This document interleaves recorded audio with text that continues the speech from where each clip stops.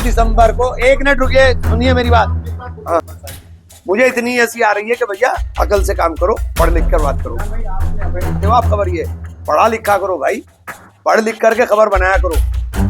ऐसी खबरें मत बनाओ जिन खबरों से आपके ऊपर प्रश्न चिन्ह लगने लगे। मैं बहुत सख्त लफ्जों में बोल रहा हूँ जिन्होंने यह खबर छापी। सबसे पहले मुझे पत्रकारों की अकल के ऊपर शर्म आती है और ये महसूस होता है कि आप लोग पढ़े लिखे नहीं हैं। उन्होंने कहा है कि अम्बेडकर वाली जो क्लिप है उसको तोड़ मरोड़ कर पेश किया गया है। बेसिकली ऐसा नहीं था, ना ऐसा उनके द्वारा कहा गया जैसा उन्होंने कहा अमित शाह ने, और बाकायदे उन्होंने मीडिया को जानकारी दी है कि उस क्लिप को तोड़ मरोड़ कर पेश किया गया है। नाम भाई आप क्या करेंगे?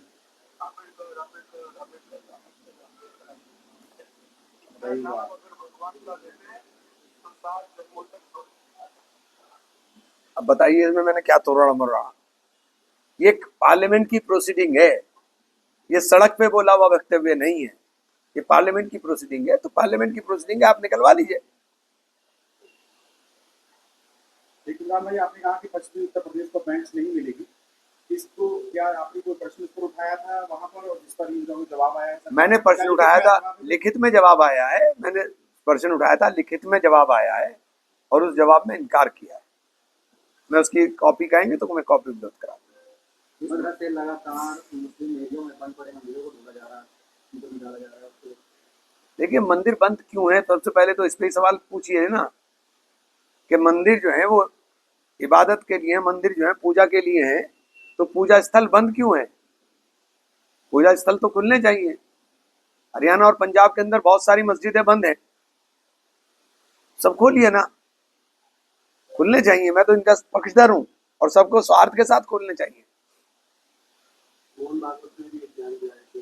मैं भागवत जी के बयान से पूरी तरह से सहमत हूं कि देश के अंदर नफरत से आप विकास नहीं कर सकते। इतनी नफरत मत बोइए कि देश के अंदर हालात ही खराब हो जाए। सहारनपुर की जनता ने आपको सदन में भेजा है, लगातार आपको सदन में मुद्दे भी उठा रहे हैं, लेकिन मुस्लिमों पर कहीं ना कहीं आप ज्यादातर बात कर रहे हैं। सहारनपुर के स्थानीय मुद्दे कहाँ न करें? बांग्लादेश के अंदर जो अत्याचार हो रहा है, स्थानीय मुद्दे तो आप हर मीटिंग में बोल रहे हो ना। जी, स्थानीय मुद्दे क्या होते हैं आपकी नजर में? क्या स्थानीय मुद्दे है? क्या सुलभ न्याय सहारनपुर के लोगों को नहीं चाहिए? सुलभ न्याय, एक मिनट रुकिए, एक करके सवाल। सुलभ न्याय नहीं चाहिए? सहारनपुर के लोगों को सड़क नहीं चाहिए? सहारनपुर के लोगों को रोजगार नहीं चाहिए? सहारनपुर के लोगों को मेडिकल के अंदर सुविधा नहीं चाहिए? तो स्वास्थ्य सबसे बड़ी समस्या है। मैंने स्वास्थ्य का वादा किया था कि स्वास्थ्य के लिए मैं बोलूंगा, और मैंने पार्लियामेंट में भी बोला, और मैंने प्रदेश के हेल्थ मिनिस्टर से भी रिक्वेस्ट की है कि सहारनपुर के मेडिकल कॉलेज के अंदर कम से कम 8 सुपर स्पेशलिटी डिपार्टमेंट तुरंत चालू किए जाने चाहिए। बेसिक इंफ्रास्ट्रक्चर हमारे पास मौजूद है, इसको जल्द से जल्द शुरू करें, और मुझे उम्मीद है कि जल्द से जल्द ये शुरू होगा। सबसे पहले मुझे पत्रकारों के अकल के ऊपर शर्म आती है और ये महसूस होता है कि आप लोग पढ़े लिखे नहीं हो। जिन्होंने खबर छापी है उनको ये अकल होनी चाहिए कि उन्होंने किस ग्राउंड के ऊपर ये खबर छाप दी। 31 मार्च तक पैसा खर्च होता है, हमारी किस्ती नवंबर में आई है, उनका एस्टीमेट बनेगा, एस्टीमेट बनने के बाद प्राकलन बनना आएगा और उसके बाद वो जाएगा, वो सब जा चुके। मतलब आप ऐसे ही कुछ भी लिख देंगे। पहली और दूसरी किसने कहा? ये पहले तो ये बताओ ना, आपके पास बैंक अकाउंट है? आपके पास कोई खबर कैसी, कहां से लाते हो आप खबर? ये पढ़ा लिखा करो भाई, पढ़ लिख करके खबर बनाया करो।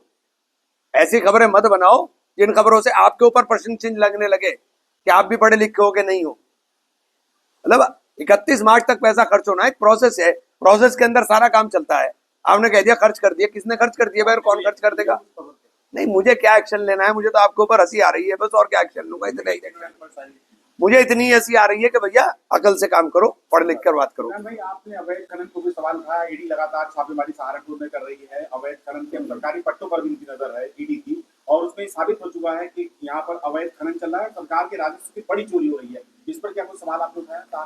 देखिए ये स्टेट कंसर्न है, ये नेशनल इशू नहीं है। ईडी जब आती है तो नेशनल इशू नहीं।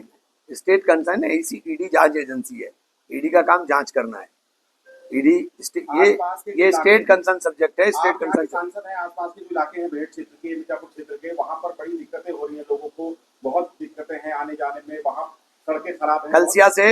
कलसिया से फतेहपुर तक 41 करोड़ रुपया मंजूर हो गया, काम शुरू होने जा रहा है सड़क के चौड़ीकरण का। क्योंकि आपकी वो बात मैं ही से- करा के लाऊं, सेंट्रल केंद्रीय निधि से होगा। सांसद जी, क्या आपकी बात से माने कि अवैध खनन जिले में नहीं हो रहा है? अवैध खनन नहीं हो रहा है? क्या सूरज रोशनी नहीं दे रहा है? क्या रात को अंधेरा नहीं हो रहा है? सारी दुनिया को दिखाई दे रहा है अवैध खनन हो रहा है। मुझे क्या दिखाई देगा? आपको सबको दिखाई दे रहा है अवैध खनन हो रहा है। एक्शन ले, ईडी अगर एक्शन ले रही है तो ले एक्शन, हम कौन सा मना करना है किसको।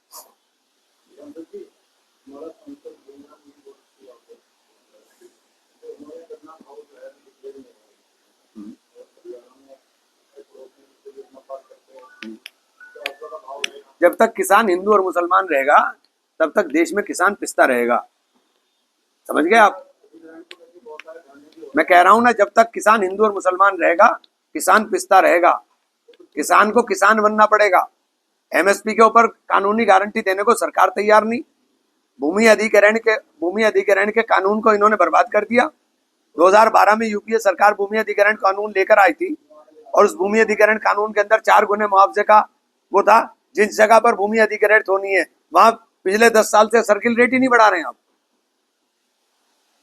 आपकी आवाज कहाँ है? मेरी आवाज है, मैं बोल रहा हूँ, ये आवाज आपके माध्यम से ही तो जाएगी, ये आपके माध्यम से तो जाएगी। दिल्ली में, अभी दिल्ली में सुनिए, अगर आपने नहीं देखा तो मुझे नहीं पता, अभी दिल्ली में इन सारे विषयों के ऊपर लगातार पार्लियामेंट के बारे में बोला हूँ। दूसरी बात, सांसद निधि की बात है, 6 महीने से आपके सांसद निधि आ रही है। 4 दिसंबर को, 1 मिनट रुकिए, सुनिए मेरी बात। हाँ हाँ, 2.5 करोड़ में 2 बार में सांसद निधि आती किसने कहा?